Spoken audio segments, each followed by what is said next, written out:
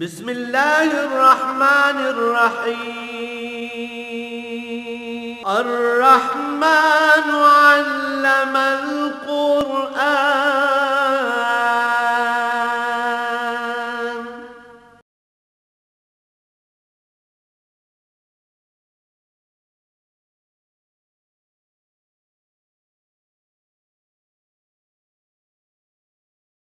الحمدللہ رب العالمین والصلاة والسلام علی حبیبہ محمد وآلہ وصحبہ اجمعین۔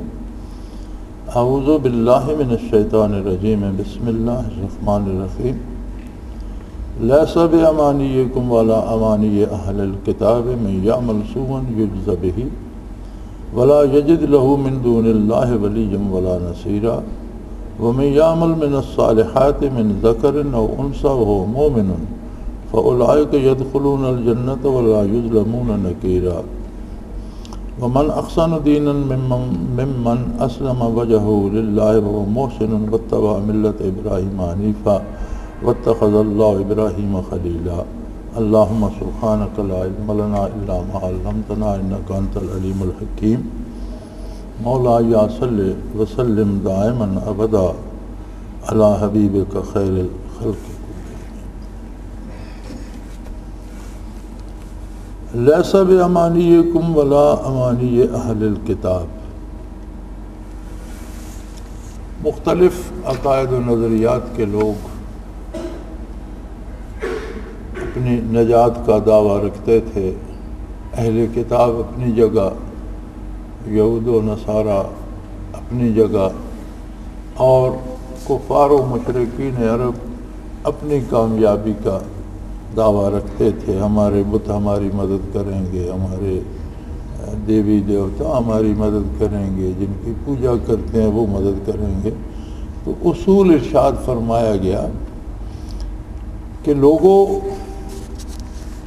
یہ مخلوق کی تمناؤں کی بات نہیں ہے کہ کوئی کیا چاہتا ہے۔ وہ مشرک ہیں، کفار ہیں یا اہل کتاب ہیں۔ لیس بامانیکم ولا امانی اہل الکتاب۔ اہل کتاب ہوں یا غیر اہل کتاب کفار ہوں، خواہشات پہ کام نہیں چلتا۔ لوگوں کے فیصلے ان کی خواہشات اور تمنا کے مطابق نہیں ہوں گے۔ من یعمل سوءا یجز بہ، جو برائی کرے گا وہ اس کا نتیجہ بھگتے گا۔ ولا یجد لہ من دون اللہ ولیا ولا نصیرا، اور اللہ کے علاوہ جن کو اس نے اپنا معبود بنا رکھا ہے یا جن کی وہ پوجا کرتا ہے یا جن سے اسے مدد کی امید ہے، کوئی اس کی مدد نہیں کر سکتا۔ قانون یہ ہے قدرت کا، وَمَن يَعْمَلْ مِنَ الصَّالِحَاتِ مِن ذَكَرٍ أَوْ أُنثىٰ وَهُوَ مُؤْمِنٌ، یعنی دو شرطیں ہیں۔ ایک تو یہ ہے کہ عمل صالح ہو۔ صلاحیت کس بات میں ہے؟ کون سا عمل صالح ہے؟ ہر آدمی جو کچھ وہ کرتا ہے اس کے لیے کوئی نہ کوئی جواز گھڑتا ہے اپنی طرف سے اور کہتا ہے کہ یہ صحیح ہے جو میں نے کیا ہے۔ تو اس کی تعیین کیسے ہوگی کہ عمل صالح کیا ہے؟ قرآن حکیم نے اس کا فیصلہ کر دیا کہ کون سا عمل عند اللہ مقبول ہے۔ اس کا فیصلہ کرنے کا حق اللہ واحد و لا شریک کو ہے کہ وہ کون سا عمل پسند فرماتا ہے، کیا اسے پسند نہیں ہے۔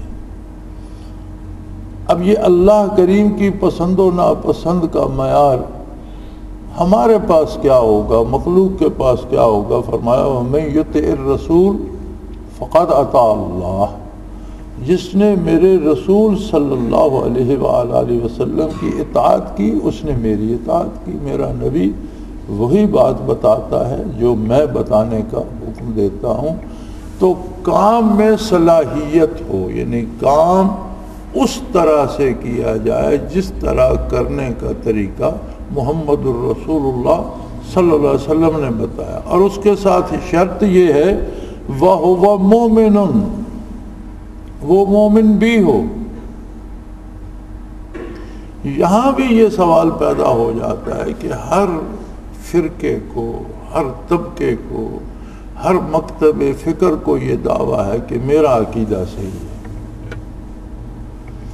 مشرک کہتے ہیں میرا عقیدہ صحیح ہے، کافر کہتے ہیں میرا عقیدہ صحیح ہے، عیسائی کہتا ہے میں حق پر ہوں، یہودی کہتا ہے میرا عقیدہ درست ہے، جھوٹے مدعیان نبوت اور کذاب جو ہیں ان کے پیچھے جو لگ گئے ہیں وہ کہتے ہیں ہمارا عقیدہ صحیح ہے۔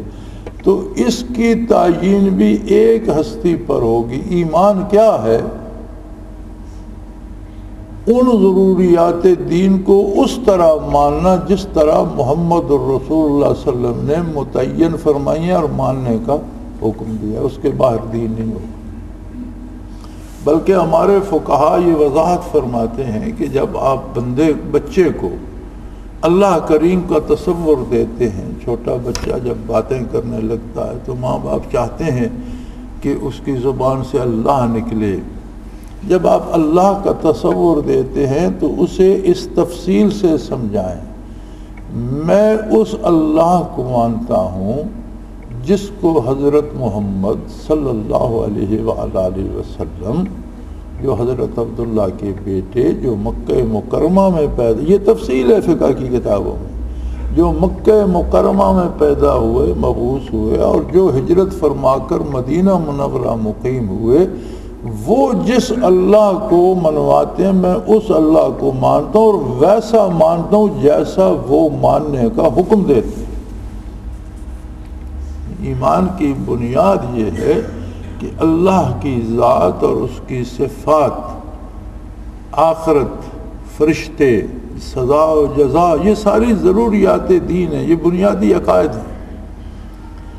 ان بنیادوں کو اس طرح مانے جس طرح اللہ کا حبیب صلی اللہ علیہ وآلہ وسلم منواتا ہے، یعنی عمل کی صلاحیت تب ثابت ہوگی جب عمل اس طرح کرے جس طرح حضور صلی اللہ علیہ وسلم نے کرنے کا حکم دیا، اور اس کے ساتھ شرط یہ ہوگی کہ اس کا ایمان بھی درست ہو۔ دنیا میں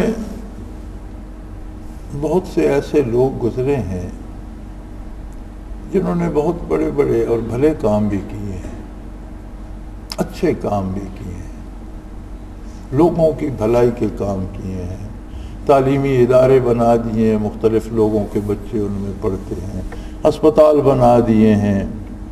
ہمارے پاس لاہور میں اب بھی وہ گنگا رام ہسپتال ہے، گلاب دیوی ہسپتال ہے۔ اب گلاب دیوی ایک ہندو خاتون تھی، گنگا رام ایک ہندو تھا۔ وہ ہسپتال آج بھی ان کے نام سے چل رہے ہیں، 60 سال گزر گئے تقسیم ملک کو، تو اس کے باوجود انہی ناموں سے چل رہے ہیں، لوگوں کو فائدہ ہو رہا ہے، لوگوں کی بھلائی ہو رہی ہے۔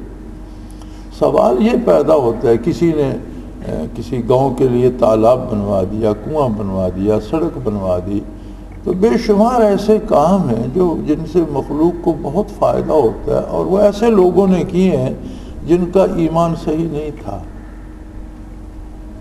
تو کیا ان کو آخرت میں کچھ نہیں ملے گا؟ بڑی سادہ سی بات ہے۔ ہمارے پاس سکہ ہوتا ہے، سرمایہ ہوتا ہے، دکان میں بہت سی چیزیں ہوتی ہیں، ضرورت زندگی کی ہر شے ایک دکان میں بھری ہے، ہم اس کو پیسے دیتے ہیں اور ہم کہتے ہیں بھئی کپڑا دے دو، وہ ہمیں کپڑا دے دیتا ہے، تو ہمارا کیا باقی چیزوں پہ کوئی حق باقی رہ جاتا ہے؟ ہم نے سکہ دیا، جو چیز ہم کہتے ہیں چینی دے دو، ہم نے جو جتنے پیسے دیے تھے اتنی کی اس نے چینی دے دی، پھر اب ہمارا حق اس دکان پہ کوئی باقی ہے؟ ایک بندہ جو آخرت کو مانتا ہی نہیں، وہ آخرت کے لیے کام کیوں کرے گا؟ اس کا مطلب ہے کہ غیر مسلم یا کافر اگر کوئی نیکی کا کام بھی کرتا ہے تو مراد دنیا ہوتی ہے کہ میری کوئی مصیبت ٹل جائے، یا اس سے مجھے آمدن آ جائے، یا میری شہرت ہو جائے۔ تو وہ ایسا کریم ہے کہ وہ کسی کا ادھار نہیں رکھتا. کافر کی نیکی کا بدلہ اسے دنیا میں جس چیز کے لیے اس نے کی ہے وہ اسے لوٹا دیتا. اب اگر انہوں نے ذاتی شہرت کے لیے اسپتال بنایا تھا تو ابھی تک انہی کے نام سے چل رہا ہے، ان کا نام مشہور ہو رہا ہے. یہ قدرت ہے اس کی، ان کا نام مٹنے نہیں دیا. انہوں نے اس غرض سے بنایا تھا، نیکی کی تھی، ضائع نہیں کی. لیکن آخرت کو تو انہوں نے نہ مانا نہ قبول کیا. آخرت کے لیے وہ ہسپتال کیوں بنائیں گے کہ آخرت میں فائدہ ہوگا؟ آخرت کو تو وہ مانتی ہی نہیں. آخرت کو ماننا بھی از خود ماننا کوئی ماننا نہیں ہے. خود اللہ کریم کو اپنی اٹکل سے ماننا کوئی ماننا نہیں ہے. ویسا مانا جائے جیسا اللہ کا رسول صلی اللہ علیہ وسلم ماننے کا حکم دیتا ہے، ارشاد فرماتا. تو فرمایا کوئی بھی اچھا کام کرے، وہ مرد ہو یا عورت، اس سے کوئی فرق نہیں پڑتا. مرد اور عورت دونوں انسان ہونے میں برابر ہیں، دونوں مکلف ہیں. شرعی ایمان لانے کے دونوں مکلف ہیں، اللہ کی عبادت کے دونوں مکلف ہیں. اب دنیاوی کاروبار میں ان کی حیثیت کے مطابق اللہ نے ان کے فرائض بانٹ دیے ہیں. اب سارے مرد بھی ایک سا کام نہیں کرتے. ایک دفتر میں 10 مرد ہیں، ان میں 2 چپڑاسی ہیں، 4 کلرک ہیں، کوئی ایک ہیڈ کلرک ہے، کوئی ایک مینیجر ہے. سارے مرد ہیں لیکن کیا سارے ایک درجے کے ہیں؟ ایک سا کام نہیں کرتے. جتنی جس میں استعداد ہے اتنا وہ کام کرتا ہے، جتنا کام کرتا ہے اتنی اجرت پاتا ہے. اسی دفتر میں ایک 6,000 لے رہا، ایک 60,000 لے رہا. میز کرسی اس کے پاس بھی ہے، اس کے پاس بھی. جسے 60,000 دے رہے ہیں اسے دفتر کی گاڑی بھی مل گئی، ڈرائیور بھی مل گیا. جسے 6,000 دے رہے ہیں وہ پھٹی ہوئی سائیکل پہ جا رہا، کام اسی دفتر میں کرتا ہے. تو یہ استعداد پہ ہے کہ جس میں جتنی استعداد ہے جو کام وہ کر سکتا ہے اس کی اجرت پاتا ہے. تو مرد کے فرائض اپنے ہیں بحیثیت مرد کے، عورت کے فرائض بحیثیت خاتون کے اپنے ہیں. ذمہ داریاں اپنی اپنی ہیں لیکن جواب دہی میں دونوں برابر ہیں. جو جتنے اچھے طریقے سے اپنی ذمہ داری ادا کرے گا اسے اتنا بہتر اجر اور بدلہ ملے گا، خواہ وہ مرد ہو یا عورت. دونوں انسان ہیں، بخشے جائیں گے تو جنت دونوں کے لیے ایک ہے. اللہ معاف کرے جو پکڑے گئے، جہنم دونوں کے لیے ایک ہے. کوئی مردوں کی الگ نہیں، عورتوں کی الگ نہیں. جنت کوئی مردوں کی الگ نہیں، خواتین کی الگ نہیں. وَمَن يَعْمَلْ مِنَ الصَّالِحَاتِ، جس نے بھلے کام کیے، اور کام میں بھلائی یہ ہے کہ وہ اس طرح سے ہو جس طرح رسول اللہ صلی اللہ علیہ وسلم نے کرنے کا حکم دیا ہے. وہ مرد ہو یا عورت، اس کا مومن ہونا شرط ہے. مومن ضروریات دین کو ماننے والا اس طرح سے مانے جس طرح حضور نے ماننے کا حکم دیا ہے صلی اللہ علیہ وسلم. فَأُولَٰئِكَ يَدْخُلُونَ الْجَنَّةَ وَلَا يُظْلَمُونَ نَقِيرًا، وہ سارے اللہ کی جنت میں داخل ہوں گے اور کسی کے ساتھ رائی برابر زیادتی نہیں کی جائے گی.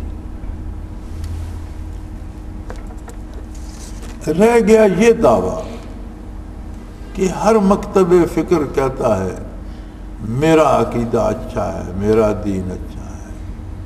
کافر کہتا ہے جس فرقے میں میں ہوں یہ صحیح ہے. بدعتی کہتا ہے جو میں کرتا ہوں یہ زیادہ ثواب ہے. جھوٹے نبیوں کے اور کذاب اور دجالوں کے ماننے والے کہتے ہیں ہم ہی مسلمان ہیں، دوسرا کوئی مسلمان ہے ہی نہیں. فرمایا بات یہ نہیں ہے. دین کی بھلائی اور دین کی خوبصورتی اور دین کا حسن کیا ہے؟ یہ نرا دعویٰ کرنے کی بات نہیں. وَمَنْ أَحْسَنُ دِينًا مِّمَّنْ أَسْلَمَ وَجْهَهُ لِلَّهِ وَهُوَ مُحْسِنٌ وَاتَّبَعَ مِلَّةَ إِبْرَاهِيمَ حَنِيفًا. اس سے بہتر کوئی دین نہیں ہو سکتا. اس سے بھلا کون دین ہوگا کہ بندہ کلی طور پر متوجہ الی اللہ ہو. حضرت رحمۃ اللہ ایک جملہ فرمایا کرتے تھے کہ اسلام یہ ہے کہ بندہ شریعت کے ہاتھ میں ایسے ہو جائے جیسے میت غسال کے ہاتھ میں ہوتا. کہ غسل دینے والا جہاں دھوتا ہے دھل جاتا ہے، کوئی جگہ چھوڑ دے چھوٹ جاتی ہے، وہ اس کا پاسا پلٹے پاسا پلٹ جاتا ہے، سیدھا رکھے سیدھا ہو جاتا ہے، کفن پہنائے کفن پہن لیتا ہے، اوپر کپڑا دے دے کپڑا، اس کی اپنی پسند نہیں ہوتی۔ فرمایا جس طرح میت غسال کے ہاتھ میں ہوتا ہے، اس طرح بندہ شریعت کے ہاتھ میں ہو جائے تو یہ اسلام ہے۔ اسلام یہ ہے کہ اپنی رائے، اپنی خواہش، اپنی تمنا کو چھوڑ کر اللہ و اللہ کے رسول کے حکم کی طرف بڑھے اور اپنی پوری کوشش، فرمایا وَهُوَ مُحْسِنٌ، وہ محسن بھی ہو، یعنی دل کی گہرائیوں سے اطاعت کرے، رسم پوری نہ کرے کہ بظاہر دکھا دیا جی جو حکم تھا شریعت کا میں نے کر دیا، نہیں، خلوص سے دل سے کرے۔ حدیث احسان مشہور ہے، جبرائیل امین نے عرض کیا تھا مل احسان یا رسول اللہ صلی اللہ علیہ وسلم، آپ نے فرمایا ان تعبد اللہ کأنک تراہ، احسان یہ ہے کہ تو اللہ کی اطاعت اس طرح کرے جیسے تو اللہ کو روبرو دیکھ رہا۔ ہر عمل شریعت کا، ہر کام زندگی کا، اطاعت کا ہر فعل اس طرح سے کر جیسے تو اللہ کو روبرو اپنی آنکھوں سے دیکھ رہا، اللہ کے سامنے کر رہا۔ اور اگر یہ عظمت نصیب نہ ہو اور اتنی جرأت نہ ہو، فَإِن لَمْ تَكُنْ تَرَاهُ، اگر تجھ میں یہ ہمت نہ ہو کہ تو اس جگہ پہ اپنے آپ کو قائم رکھ سکے کہ میں اللہ کے روبرو ہوں، دیکھ رہا ہوں اللہ کو، فَإِنَّهُ يَرَاكَ، تو کم از کم درجہ یہ ہے تجھے یہ یقین ہو کہ میرا اللہ ضرور مجھے دیکھ رہا۔ یعنی احسان کا اعلیٰ درجہ یہ ہے کہ کام کرتے وقت یہ دھیان ہو کہ اللہ کریم میرے روبرو ہے، اور سارے سلوک، سارے تصوف، سارے دین کا حاصل یہ احسان ہے، حضوری حاصل ہو جائے، بارگاہ الوہیت میں حضوری حاصل ہو جائے، یہ یقین کامل ہو جائے کہ میں اگر اس کی ذات کو نہیں دیکھ سکتا اپنی بشری کمزوریوں کی وجہ سے، تو وہ تو مجھے دیکھ رہا ہے، وہ تو موجود ہے، وہ میرے پاس ہے، میرے ساتھ ہے، مجھے دیکھ رہا ہے۔ تو یہ ہماری عملی زندگی اور ہماری سوچوں سے ظاہر ہو جاتا ہے۔ آپ اندازہ کر لیجئے کہ اگر علاقے کا کوئی بڑا ذمہ دار یا بڑا امیر آدمی کسی کے ساتھ دوستی ہو اس کی، تو وہ بندہ زندگی کے آدھے فکروں سے آزاد ہو جاتا ہے، کہتا ہے میرا کوئی کیا بگاڑ لے گا، میرا فلاں دوست۔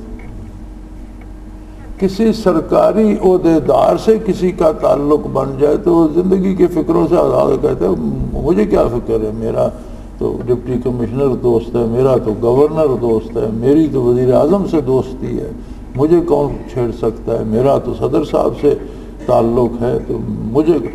اب اگر کسی کا یہ رشتہ اللہ سے ہو جائے اور اسے یہ یقین ہو کہ میں ہر وقت اللہ کریم میرے ساتھ ہے، میں اس کے سامنے موجود ہوں، بھلا اس کا کوئی کیا بگاڑ لے گا۔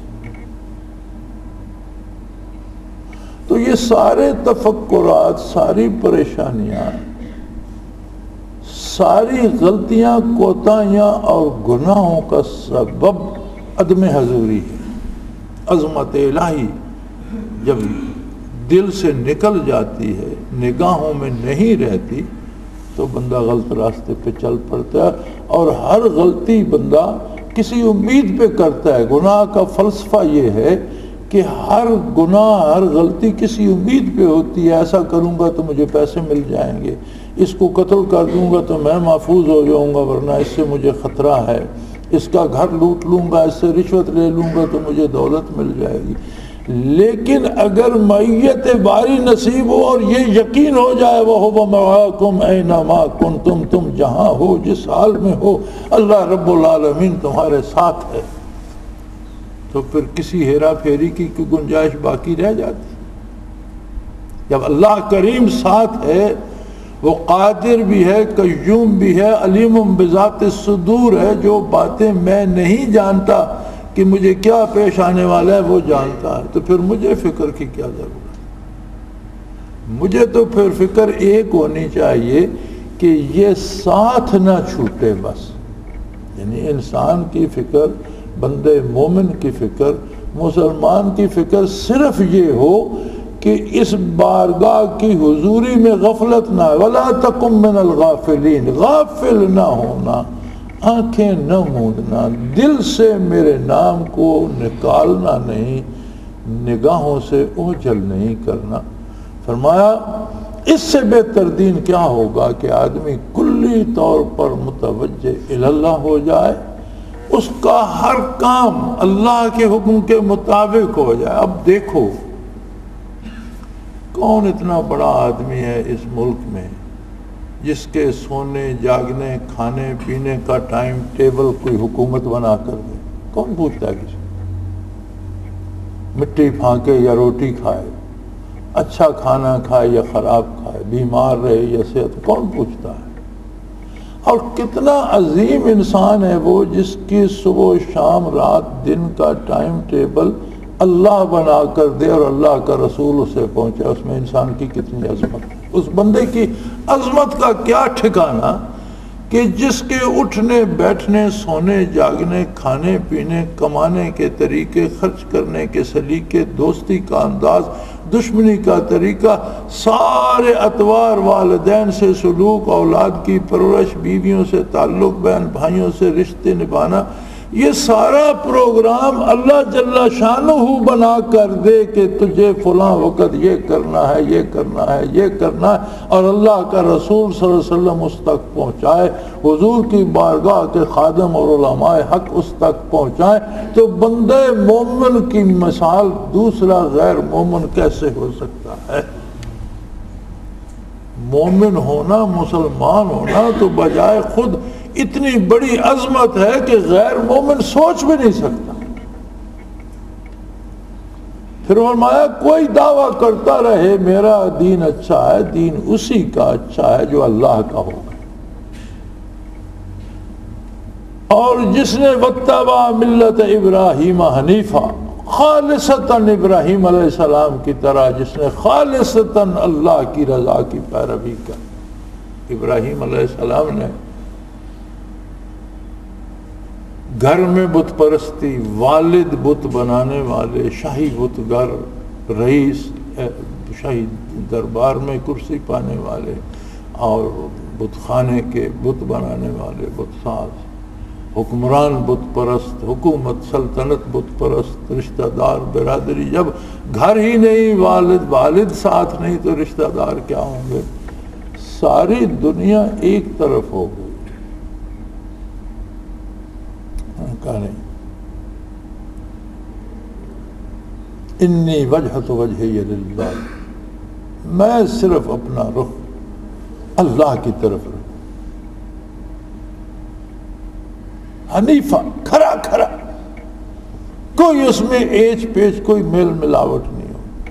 فرمایا یہ ملت سے مراد ہوتا ہے سلیقہ اور طریقہ. وہ جو طریقہ ابراہیم علیہ السلام نے آگ میں گرنا قبول کر لیا، تفاسیر میں ملتا ہے حنیفہ، دین حنیف کیا ہے، ملت ابراہیم علیہ السلام کیا ہے، تفاسیر میں ملتا ہے کہ بہت بڑی آگ روشن کرائی نمرود نے. اب اس کے تپش اتنی تھی کہ ابراہیم علیہ السلام کو آگ میں ڈالے کون، اب آگ کے قریب جائے کون، اتنے قریب کون جائے کہ اٹھا کر انہیں آگ میں، وہ تو سینکڑوں گز دور یا میلوں دور سے قریب نہیں آنے دیتی، او الو بھڑک رہا ہے. تو مفسرین کرام لکھتے ہیں کہ ابلیس انسانی شکل میں بن کر ان کے پاس آیا اور اس نے انہیں طریقہ سکھایا کہ ایسا کرو، 2 بلند مینار بناؤ اور ان کے درمیان ایک جھولا باندھو اور اس میں ایسی گریں لگاؤ کہ جب اس جھولے کو تم زور زور سے جھلاؤ تو جس وقت وہ آگ کی طرف سے جائے تو وہ تم کو رسی کھینچو، وہ گریں کھل جائیں اور وہ جھولا ابراہیم علیہ السلام سمیت آگ میں جا گرے. انہیں بات بڑی پسند آئی. وہ مینار بن گئے آگ کے کنارے، ان میں اس طرح کے رسے بند گئے، اس میں جھولا بند گیا. ابراہیم علیہ السلام کے ہاتھ پاؤں انہوں نے باندھ دیے، بلکہ بعض تفاسیر میں ہے کہ لباس تک اتار لیا اور ہاتھ پاؤں باندھ کر جھولے میں ڈال دیا، وہ جھولا جھلانے لگے تو فرشتوں نے عرض کی بار الہ، تیرے خلیل کے ساتھ یہ سلوک ہو رہا ہے اور کافر اور مشرک کر رہے ہیں جو تیری عظمت کا انکار کرتے، ہمیں اجازت دے، ہم یہ ظلم برداشت نہیں کرتے، ہمیں اجازت دے، ہم ان کو تباہ کر دیں اور خلیل اللہ کو جھولے سے اٹھا لیں۔ مفسرین کرام فرماتے ہیں ارشاد ہوا کہ بھی جاؤ، جا کر ابراہیم سے پوچھ لو، وہ کہتے ہیں تو اٹھا لو انہیں وہاں سے، آگ بجھا دو، کافروں کو ملیا مٹ کر دو۔ تو جبرائیل امین حاضر ہوئے، یا خلیل اللہ، ہم نے اللہ کریم کی بارگاہ میں عرض کی، ہماری عرض منظور ہو گئی، اللہ کریم نے فرمایا کافروں کو تباہ کر دو، آگ بجھا دو اور خلیل اللہ کو اٹھا لو۔ ایک شرط لگائی ہے ذات کریم نے کہ آپ کی اجازت سے اب آپ ہمیں حکم دیں، ہم یہ سب کر گزریں۔ آگ بھی نظر آ رہی تھی، جھولے میں بھی حرکت شروع ہو گئی تھی، ہاتھوں بھی بندھے ہوئے۔ سیدنا ابراہیم خلیل اللہ نے فرمایا کہ فرشتوں، جس اللہ نے تمہیں میرے پاس اجازت لینے کے لیے بھیجا ہے وہ خود بھی دیکھ رہا ہے کہ میرے ہاتھ پاؤں بندھے ہوئے، وہ خود بھی دیکھ رہا ہے کہ مجھے جھولے میں ڈال دیا، وہ خود بھی دیکھ رہا ہے کہ یہ جھولا انہوں نے جھلانا بھی شروع کر دیا اور مجھے آگ میں پھینک دیں گے۔ یا خلیل اللہ، اللہ سے کیا پوشیدہ ہے، وہ دیکھ۔ فرمایا آگ بجھانے پہ قادر ہے، ہاں قائن اللہ علی کل شیء قدیر، کافروں کو مارنے پہ بھی قادر ہے۔ تو فرمایا پھر تم کیا لینے آئے ہو، پھر میں جانوں میرا رب جانے، وہ میرے ساتھ ہے، میرے پاس ہے، چاہے تو آگ بجھا سکتا ہے، چاہے تو مجھے بچا سکتا ہے، چاہے تو مجھے جلا سکتا ہے۔ جب میرا پروردگار میرے ساتھ ہے، ہر حال سے واقف ہے، ہر چیز پہ قادر ہے، تم درمیان میں کیوں آتے ہو، مجھے میرے مالک کے ساتھ رہنے دو۔ یہی مراد ہے یہاں واتبع ملت ابراہیم حنیفا، اللہ سے اس طرح کا تعلق بنایا جیسا سیدھا سیدھا ابراہیم علیہ السلام۔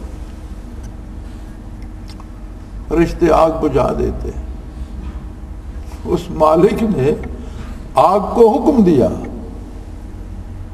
وَقُلْنَا، ہم نے ارشاد فرمایا، حکم دیا، یا نارو کونی بردا، ہے آگ تجھے بجھنا نہیں ہے، تو آگ ہی رہ، تو جلتی رہ، لکڑیوں کو جلاتی رہ، لیکن ابراہیم علیہ السلام کے لیے باد نسیم بن گیا۔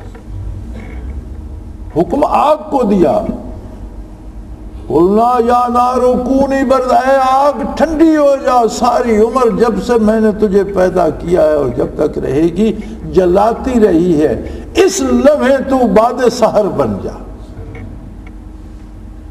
آگ جلتی رہی، لکڑیوں کو جلاتی رہی، لیکن ابراہیم علیہ السلام کے لیے نسیم سحر بن گئی، خوشبودار ہوا بن گئی۔ آگ کی لپٹیں آپ کو ایسے لگتی تھیں جیسے معطر ہوائیں آ رہی۔ وسلام علی ابراہیم، ابراہیم کی سلامتی اور تحفظ اب تیری ذمہ داری، تو نے تحفظ کرنا ہے، تو نے، وہ ایسا قادر ہے، اس نے کہا بجھانے کی کیا ضرورت ہے، آگ بھی میری مخلوق ہے، جلاتی میرے حکم سے ہے، جلانے کی قوت اسے میں نے دی ہے، جب میں چاہوں گا اس کی خصوصیت بدل جائے گی، دوسروں کے لیے آگ رہے گی، ابراہیم علیہ السلام کے لیے باد صبا بن جائے گی، گلستان سے آنے والی جھونکوں بھری خوشبوؤں بھری ہوا بن جائے گی، لوریاں دے گی میرے خلیل کو، کیوں جلائے گی، لوریاں دے گی میرے خلیل کو۔ ٹھیک ہے، مفسرین کرام نے لکھا ہے، متقدمین کا ارشاد وجہ ہے کہ آگ بجھ گئی اور درخت سرسبز ہو گئے، ٹھیک ہے، لیکن جو قرآن کا جو انداز ہے وہ یہ ہے کہ حکم ہی آگ کو دیا جائے۔ جب آگ نہ رہی تو حکم کس کو دیا اللہ نے؟ یہ حکم تو نہیں دیا کہ آگ بجھ جانے۔ فرمایا سلامن علی ابراہیم، ابراہیم کی سلامتی کی تو ذمہ دار ہے، تیرا کام ہے ابراہیم علیہ السلام کا تحفظ کرنا۔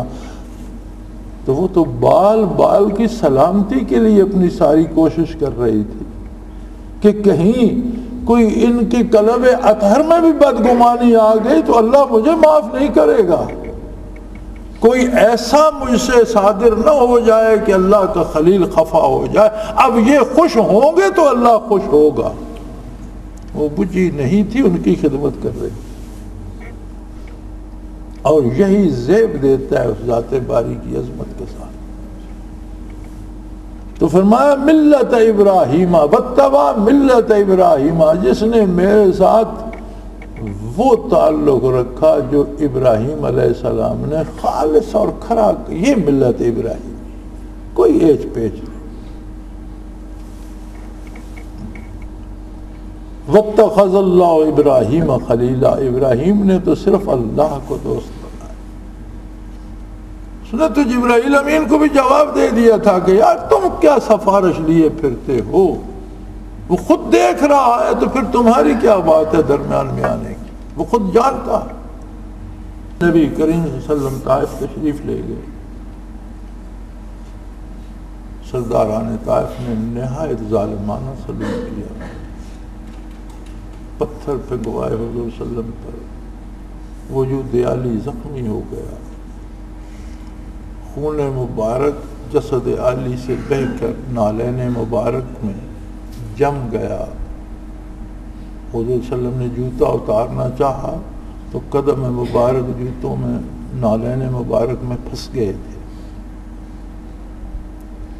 فرشتوں نے اس کی بار الہ، تیرے حبیب کے ساتھ یہ سلوک، ہمیں اجازت دے، طائف تو پہاڑوں میں گھری ہوئی جگہ اور بڑے بڑے بلند پہاڑ ہیں، انہوں نے پتھر پھینکے ہیں، بار الہ ہمیں اجازت دے ہم یہ پہاڑ اٹھا کر اہل طائف پہ پھینک دیں۔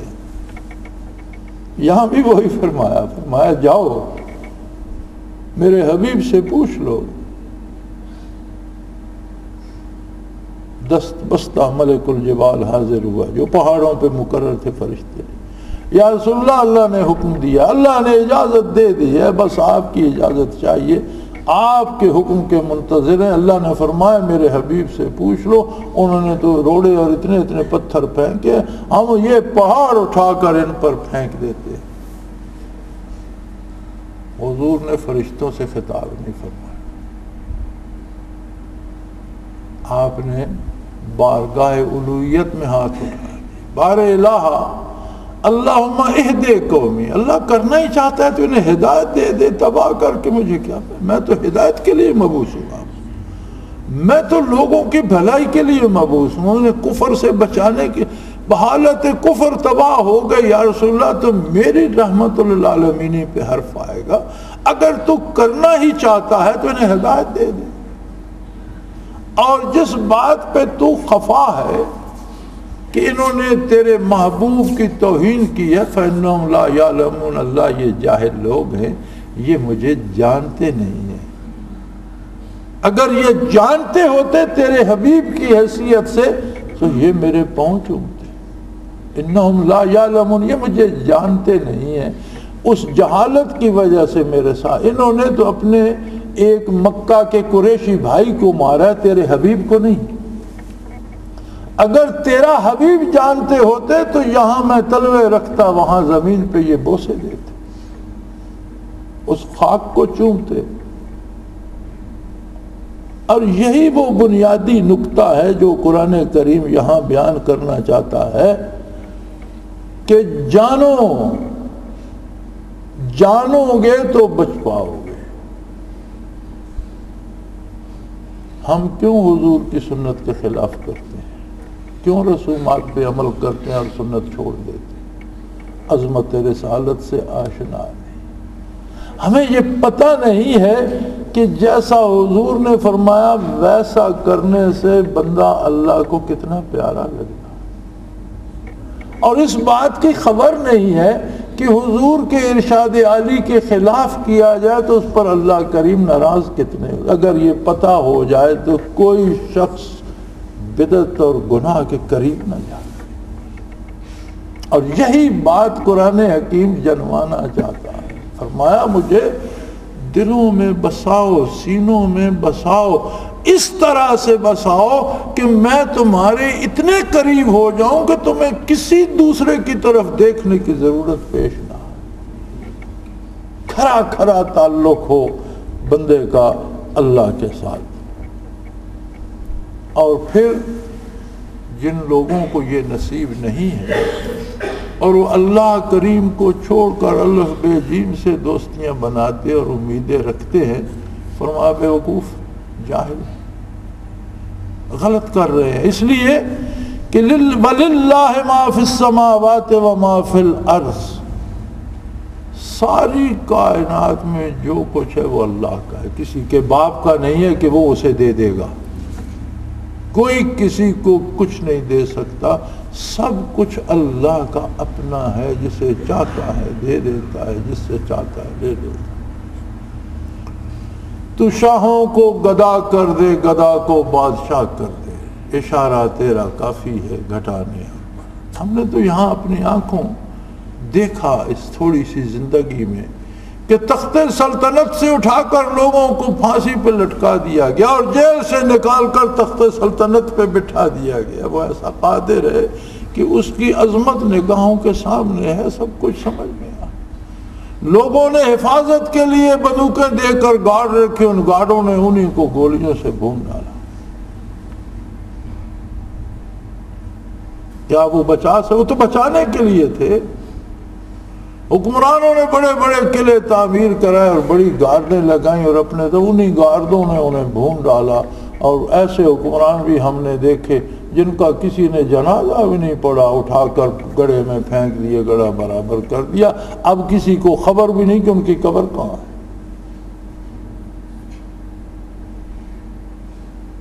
یہ ساری باتیں ہمارے سامنے ہیں۔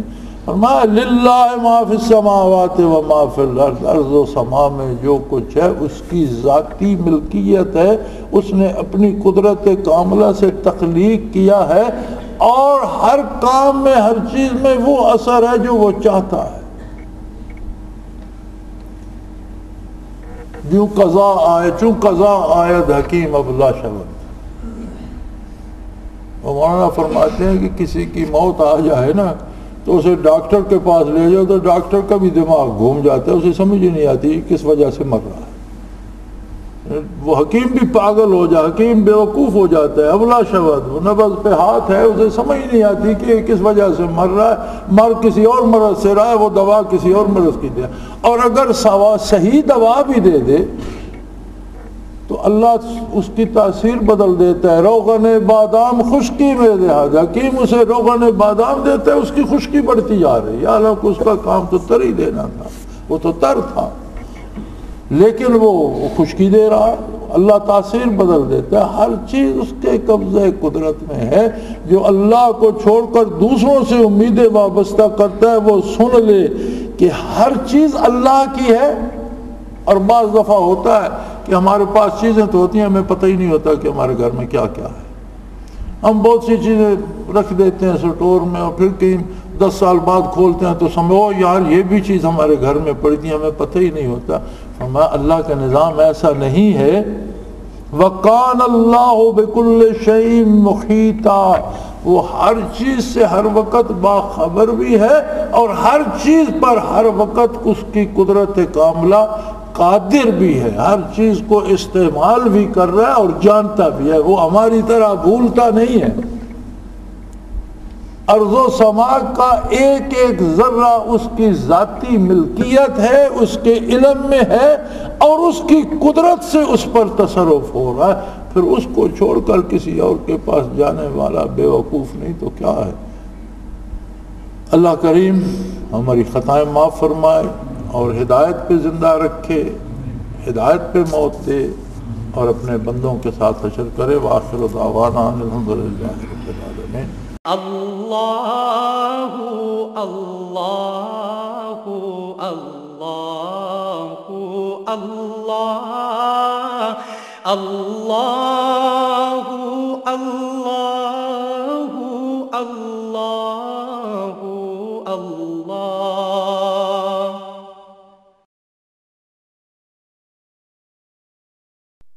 حضرت امیر محمد اکرم آبان مد ذلہ العالی دارل عرفان منارہ ضلع چکوال میں سالہ سال سے قرآن و حدیث کے اوپر خطابات کر رہے ہیں اور سلسلہ نقشبندیہ اویسیہ کے مطابق لوگوں کو ذکر الہی کی تربیت دے رہے ہیں۔ وہ قرآن پاک کی تفسیر ترتیب وار بیان کر رہے ہیں۔ تفسیر قرآن کو وہ موجودہ ملکی اور بین الاقوامی حالات کے مطابق بیان کرتے ہیں۔ موٹر وے سے کلر کہار کے انٹرچینج سے نکلتے ہوئے کلر کہار کی جھیل سے ہوتے ہوئے میانی، بوچھال اور نور پور سے گزرتے ہوئے دارالعرفان منارہ پہنچ سکتے ہیں۔ حضرت امیر محمد اکرم آبان نے بچیوں اور بچوں کی دینی اور دنیاوی تعلیم کے لیے سقارہ اکیڈمی کے نام سے ایک درسگاہ بھی قائم کی ہے، جس کا افتتاح ملک پاکستان کے صدر جنرل محمد ضیاء الحق نے اپنے دست مبارک سے کیا تھا۔ وہ تمام احباب جو اسلام کی طلب رکھتے ہیں ان سے گزارش ہے کہ دارالعرفان منارہ ضلع چکوال میں امیر محمد اکرم آبان صاحب کے خطابات سے مستفید ہوں۔ وہ ہر جمعے کو نماز سے پہلے بیان فرماتے ہیں۔ ہر ماہ کی پہلی اتوار کو ماہانہ اجتماع ہوتا ہے جس میں آپ خصوصی خطاب فرماتے ہیں اور پاکستان کے چاروں صوبوں سے احباب اس اجتماع میں شرکت کرتے ہیں۔ اس کے علاوہ یہاں سال میں 2 مرکزی اجتماعات بھی ہوتے ہیں، ایک رمضان المبارک میں اعتکاف کا اجتماع اور دوسرا جولائی اور اگست میں 40 دن کا اجتماع ہوتا ہے جس میں روحانی تربیت کی جاتی ہے۔ اپنا خون سیماب دے کر اتنا ہم کر جائیں گے، نام آقا کا چمن میں پھر رقم کر جائیں گے۔